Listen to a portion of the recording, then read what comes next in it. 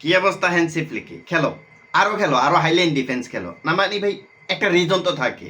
যেমন ধরুন আপনি ম্যাচের ৭৪ মিনিট পর্যন্ত ৪-২ গোলে এগিয়ে আছেন, তারপরেও কি আপনি হাইলাইন ডিফেন্স খেলবেন? তারপরেও কি আপনি গোল দিতে চাইবেন? মানে হ্যান্সি ফ্লিকের কথা হচ্ছে ভাই যাই হয়ে যাক, আমি ম্যাচ হারি না জিতি যাই হয়ে যাক, আমার হাইলাইন ডিফেন্স খেলতেই হবে, আমার গোল দিতেই হবে। তো গত ম্যাচটাতে আমরা কি দেখছি, যে এখানে আমরা দেখেছি যে অ্যাটলেটিকো মাদ্রিদ এবং বার্সেলোনার ম্যাচটা ৪-৪ গোলে ড্র হয়েছে। হোয়াট এ ড্রামা, মানে ড্রামা বললেও কম হবে। মানে কি ছিল না ম্যাচটার মধ্যে, যেখানে আমরা দেখেছি যে অ্যাটলেটিকো মাদ্রিদের কোচ দিয়াগো সিমিওনে, যিনি ডিফেন্সিভলি টিমটাকে বিল্ড আপ করে তারপর লাস্টের দিকে এসে ৪-২ গোলে পিছিয়ে থেকেও ৪-৪ গোলে ড্র করে নিছে। হোয়াট এ ম্যাচ ভাই!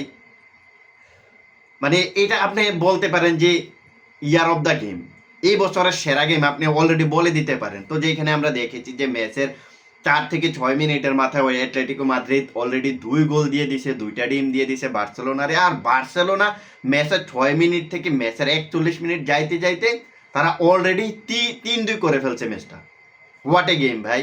এরপরে আমরা কি দেখছি, লামিনে ইয়ামাল ভাই রে ভাই, মানে এই পিচ্ছি ম্যাচের ৭৪ মিনিটে যে ড্রিবলটা করছে, যেভাবে ভাই অ্যাসিস্টটা করছে লেভানডস্কি রে, চুম্মেশ্বরী। মানে আজকের এই ভিডিওতে আমরা কথা বলা ট্রাই করব এই ম্যাচটা নিয়ে, আমরা কথা বলা ট্রাই করব এই ম্যাচটাতে হ্যান্সি ফ্লিকে আসলে কোন জায়গাটাতে একটু মিস্টেক করে ফেলছে। তো প্রথমত আমরা যদি অ্যাটলেটিকো মাদ্রিদের কথা বলি, তাহলে সবার আগে বলবো যে জুলিয়ান আলভারেজের কথা। ভাই হোয়াট এ প্লেয়ার! মানে তিনি যে ফার্স্ট গোলটা করছেন, what a brilliant performance by Julian Alvarez ভাই। যে রানটা মেক করছে, যে মনে করেন যে ম্যাচের ১ মিনিটে যে ক্রসটা এসেছিল ওই মোমেন্টে যদি তার আপনি পজিশনটা দেখেন, তাহলে দেখতে পারবেন যে ডি বক্সের মনে করেন যে ১০ গজ তো থাকে মোটামুটি ডি বক্স, ওই ১০ গজের একেবারে কাছ থেকে যেভাবে রানটা মেক করে একেবারে আপনার গোল পোস্টে গেছে, ভাইরে ভাই, তার কেউ মার্কই করতে পারে নাই। যে মানে উইদাউট বলে যে রানটা মেক করছে, তারা কেউ মার্কই করতে পারে নাই।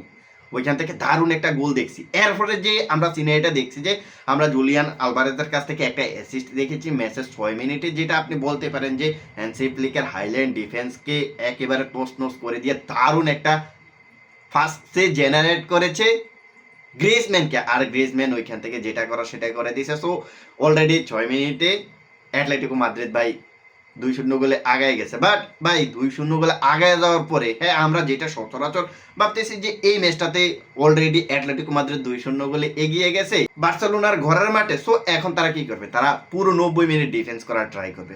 সো সেটা কিন্তু আমরা পরবর্তীতে দেখেছি যে অ্যাটলেটিকো মাদ্রিদ কিন্তু ডিফেন্সিভলি ফুটবল খেলা ট্রাই করেছি। তবে ভাই আপনাকে ভুলে গেলে চলবে না, এইখানে লো ব্লক হোক মিড ব্লক হোক যাই হোক, এখানে কিন্তু অ্যাটলেটিকো মাদ্রিদের এগেনস্টে যে মিডফিল্ডারগুলো রয়েছে, একে তো ভাই রে ভাই মানে পেদ্রি, আর দ্বিতীয় প্লেয়ারটা হচ্ছে ফ্রাঙ্কেডিও। ভাই পেদ্রির কথা যত বলবেন ততই কম হয়ে যাবে। মানে মানে মাঠের একটা পজিশন বাদ নাই, যেই পজিশন মিডফিল্ডার একটা পজিশন বাদ নাই যে যেখানে তিনি সে বিচরণ করে না। বাইরে ভাই মানে কি ফাসিং এবিলিটি, প্লেয়ারটার ফাসিং এবিলিটি, গোল স্কোরারের এবিলিটি দেখলে আপনি ভাই পাগল হয়ে যাবেন। যে খেলাটা দিয়েছে এই ম্যাচটাতে দারুণ ভাই, দারুণ খেলছে। তো অ্যাটলেটিকো মাদ্রিদ যখন ২ গোলের লিডে গিয়ে তারা যখন ডিফেন্সিভলি ফুটবল খেলা ট্রাই করলো, তখন হ্যান্সি ফ্লিকের বার্সেলোনা বলতেছে ভাই খেলা এখনো শেষ হয় নাই, এখনো কিন্তু আমাদের হাতে সময় রয়েছে। সো তারা কি করলো দেখলাম যে ভাই ১৯ মিনিটে ১ গোল তারা দিয়ে দিল, ২১ মিনিটে আরেক গোল তারা দিয়ে দিল, ভাই ভাই ভাই ৪১ মিনিটে আরেক গোল, ৭৪ মিনিটে আরেক গোল। ভাই রে ভাই কি দেখলাম, মানে ২ গোল কনসিড করার পরে টানা ৪ গোল। এরপরে কি দেখলাম, অ্যাটলেটিকো মাদ্রিদ বলতেছে ভাই তোমরা তো দিছো, আমাদেরকে তো এখন সমানে সমান করতে হইব। তো পরবর্তীতে আমরা কি দেখছি যে ম্যাচের ৮৪ মিনিটে অ্যাটলেটিকো মাদ্রিদ একটা গোল করে তারা কিন্তু ৪-৩ ব্যবধান কমিয়ে এনেছে। ভাই এই গোলটা যখন হয়ে গেছে তখন কিন্তু মোটামুটি আমার কাছে মনে হইতেছিল যে ম্যাচটা ৪-৪ গোলে অন্তত পক্ষে ড্র হবে।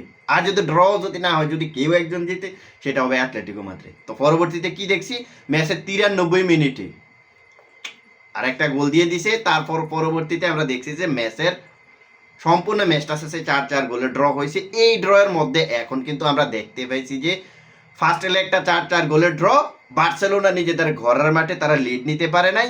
সেকেন্ড লেগটা হবে অ্যাটলেটিকো মাদ্রিদের ঘরের মাঠে, ওইখানে যারা জিতবে তারাই কিন্তু ফাইনালে চলে যাবে। সো এটা হচ্ছে মোটামুটি ম্যাচের গোলগুলার সিনারি। এখন আমরা যদি হ্যান্সি ফ্লিকের কথা বলি, তাহলে বলবো যে ভাই আপনি হ্যাঁ হ্যান্সি ফ্লিকে মোটামুটি খেলতেছে মোটামুটি আপনার অফসাইড ট্র্যাপে প্রত্যেকটা ম্যাচে খেলতেছে, অফসাইড ট্র্যাপটাকে কাজে লাগাইতেছে। বাট তিনি যখন অফসাইড ট্র্যাপটাকে কাজে লাগান, তিনি যখন দেখলেন যে মনে করেন ম্যাচের 74 মিনিট পর্যন্ত 2টা গোলে এগিয়ে গেছে, তারপরেও কি তার অফসাইড ওই হাইল্যান্ড ডিফেন্সে খেলার দরকার ছিল? আমরা কিন্তু দেখছি যে হাইল্যান্ড ডিফেন্সের কারণে পরবর্তীতে দুইটা গোল খায় গেছে। সো এই মোমেন্টে তার যে অ্যাক্টিভিটিসটা দরকার ছিল, তার যেটা করার উচিত ছিল, অন্তত পক্ষে ভাই হাইল্যান্ড ডিফেন্স না খেলে, মোটামুটি লো ব্লকের দরকার নাই, হাইল্যান্ড ডিফেন্স না খেলে নিজেদের হাফটা একটু বাঁচানোর ট্রাই করো না। না, তোমার আরও গোল দিতে হবে। সো কি করলা? গোল দিতে যায় ডাব্বা। এই ম্যাচটাতে আমরা ভাই বার্সেলোনা কি না করছি, প্রায় প্রত্যেকটা পজিশনে বার্সেলোনা ভালো খেলছে, বাট দিন শেষে রেজাল্টটা তাদের পক্ষে আসে নাই। দিন শেষে রেজাল্টটা হচ্ছে 0। যেখানে আমরা তাদের ডিফেন্স লাইন দেখেছি, যেখানে আমরা তাদের মিডফিল্ড দেখেছি, যেখানে আমরা ফাইনাল থার্ড দেখেছি। ভাই ফাইনাল থার্ডে রাফিনহা, নাবিলে, ইয়ামাল যা করছে, যেভাবে অ্যাটলেটিকো মাদ্রিদের ডিফেন্ডারদের ভাই যেভাবে নাকানি চুবানি খাওয়াইছে, সেটা তো গ্রেট, মানে দারুণ ছিল। বাট কি লাভ হয়েছে ভাই? কিছুই লাভ হয়নি। হ্যান্সি ফ্লিকের একটা ভুল সিদ্ধান্তে পুরো ম্যাচটা বেঁচতে গেছে। আর অপরদিকে অ্যাটলেটিকো মাদ্রিদ মনে করেন যে তাদের জয় মানে তারা ম্যাচটা ড্র করছে না, তারা ম্যাচটা জিতে নিচ্ছে। পরবর্তী ম্যাচটা অ্যাটলেটিকো মাদ্রিদের ঘরের মাঠে, সো ওইখানে কি করবে?